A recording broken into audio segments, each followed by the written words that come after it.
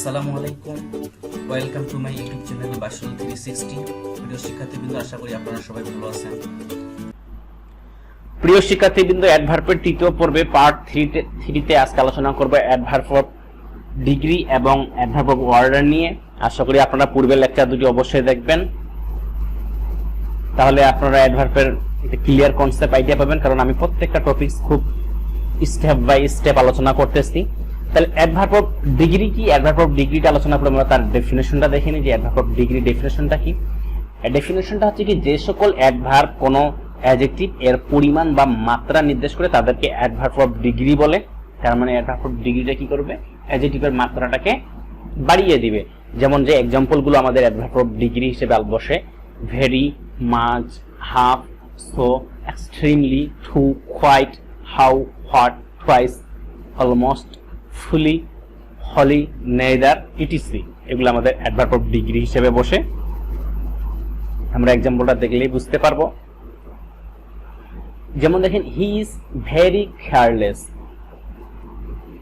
আমরা বলি না যে হি ইজ কেয়ারলেস, সে যত্নশীল নয় বা অযত্নশীল।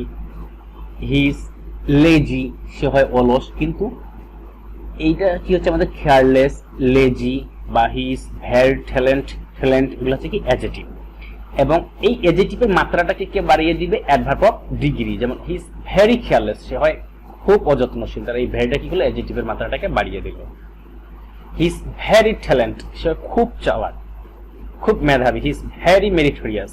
তাহলে এই ভেরিটা হচ্ছে কি করতেছে? অ্যাডজেক্টিভের মাত্রাটাকে বাড়িয়ে দিচ্ছে। এই জন্য এই ভেরিটা হচ্ছে আমাদের অ্যাডভার্ব অফ ডিগ্রি। ডেফিনেশনটা যেটা আপনারা দেখছেন যে অ্যাডজেক্টিভের পরিমাণ বা মাত্রা নির্দেশ করে। She is quite happy, she is quite happy. আমরা বলতে পারতাম যে শি ইজ হ্যাপি, সে হয় সুখী, কিন্তু কি বললাম? শি ইজ কোয়াইট হ্যাপি, মানে সে পুরোপুরি ভাবে সুখী। এই জন্য এই কোয়াইটটা এখানে বসতেছে আমাদের adverb of degree. He is too honest to take bribe. সে এতই সৎ যে সে ঘুষ খায় না। তার মানে এই অনেস্টটা কি করতেছে? এই টুটা কি করতেছে? এই অনেস্টের মাত্রাটাকে আরো অনেক বাড়িয়ে দিচ্ছে। সেজন্য হি ইজ টু অনেস্ট। এই টুটা হচ্ছে আমাদের adverb of degree. Nusrat looks really beautiful in that dress. আমরা বলতে পারতাম Nusrat looks beautiful in that dress. Nusrat looks beautiful in that dress, কিন্তু আমরা কি বললাম? রিয়েলি। এই রিয়েলিটা কি করতেছে? বিউটিফুল এর মাত্রাটাকে বাড়িয়ে দিচ্ছে। এই জন্য এই রিয়েলিটা adverb of degree. How sad the news is. আমরা বলতে পারতাম the news is sad. The news is sad, খবরটি হয় দুঃখজনক। কিন্তু how sad the news is, খবরটা কতই দুঃখজনক। মানে এই স্যাডের মাত্রাটাকে কি করলো? হাউটা কি করে বাড়িয়ে দিল। এই জন্য এক্সক্লেমেটরি সেন্টেন্সের হোয়াট এবং হাউ যে ওয়ার্ড দুইটা বসে, এই হোয়াট এবং হাউ কিন্তু অ্যাডভার্ব অফ ডিগ্রি। যদি বলা হয় how his hearts of his piece, তাহলে এই হাউটা হচ্ছে এখানে অ্যাডভার্ব অফ ডিগ্রি। এই জিনিসটা অবশ্যই আপনাদের মনে রাখতে হবে। What a nice bird it is. এই হোয়াটটা কি করতেছে? নাইসের মাত্রাটাকে বাড়িয়ে দিচ্ছে। আমরা যদি বাক্যটাকে যদি সিম্পল সেন্টেন্স করি তাহলে কি দাঁড়ায়?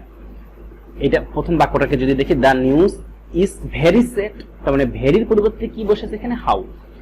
It is a very nice bird, এটা যদি আমরা সিম্পল সেন্টেন্স করতাম, it is a very nice bird, তার মানে এই হাউ এবং হোয়াটটা ভেরির পরিবর্তে বসেছে এবং সেটা এক্সক্লেমেটরি সেন্টেন্স হয়েছে। এই জন্য আপনাদের অবশ্যই মনে রাখতে হবে হাউ এবং হোয়াট, এটা হচ্ছে একটা অ্যাডভার্ব অফ ডিগ্রি। এখানে কিন্তু কোনো ইন্টারোগেটিভ প্রনাউন হবে না এবং কোনো ডাবলএস কোশ্চেনও কিন্তু এখানে না। হাউ হোয়াট এখানে অ্যাডভার্ব অফ ডিগ্রি হিসেবে বসেছে। এবং যদি বলা his part of his speech, how what in this sentence, তাহলে অ্যান্সার হবে adverb of adverb.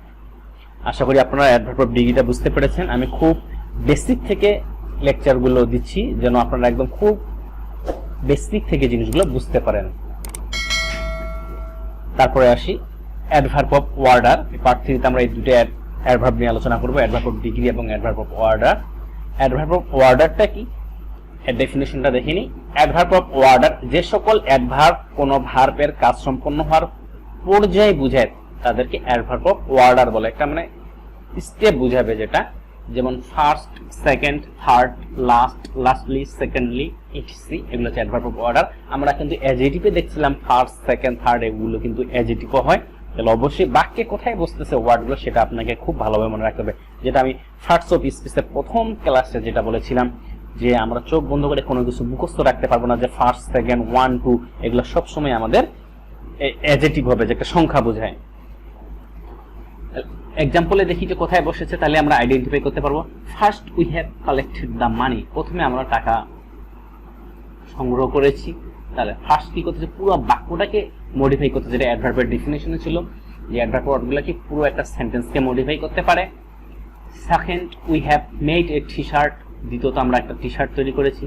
Lastly we must arrange a picnic, শেষ অবশ্যই আমরা একটা পিকনিকের আয়োজন করব। তাহলে এই দেখেন এগুলো একটা কি বোঝাচ্ছে, ওয়ার্ডার, ফার্স্ট, সেকেন্ড, থার্ড, এই জন্য এগুলো হচ্ছে আমাদের adverb of order. At last, অবশেষে, got to fit on him, অনেক পরিশ্রমের পরে কেউ কোনো একজন চাকরি পেলো, যেটা আমি সবসময় বলি। কারো এমনও আছে যে লাস্ট অ্যাপ্লিকেশন আর কোনো অ্যাপ্লিকেশন করতে পারবে না, শেষ বয়স, সেই বয়সও আসে সে কারো জব হয়ে যায় লাস্ট অ্যাপ্লিকেশনে। তাহলে at last got to fit on him, সেটাকে আমরা বলতে পারি অবশেষে আল্লাহ তার প্রতি সদয় হয়েছে, তার প্রতি রহম করেছে, এই বাক্যটা তখন আমরা ইউজ করি। তাহলে এই ছিল আমাদের অ্যাডভার্ব অফ ওয়ার্ডার। প্রিয় শিক্ষার্থীবৃন্দ, আশা করি আপনারা অ্যাডভার্ব অফ ডিগ্রি এবং অ্যাডভার্ব অফ অর্ডার এই পার্ট দুটো বুঝতে পেরেছেন, এবং পরবর্তী লেকচারগুলো অবশ্যই দেখবেন, এবং যে লেকচারগুলো দেখা হয়নি সেগুলো আপনারা দেখবেন, এবং অবশ্যই আমার চ্যানেলটি সাবস্ক্রাইব করবেন। ধন্যবাদ সবাইকে, আসসালামু আলাইকুম।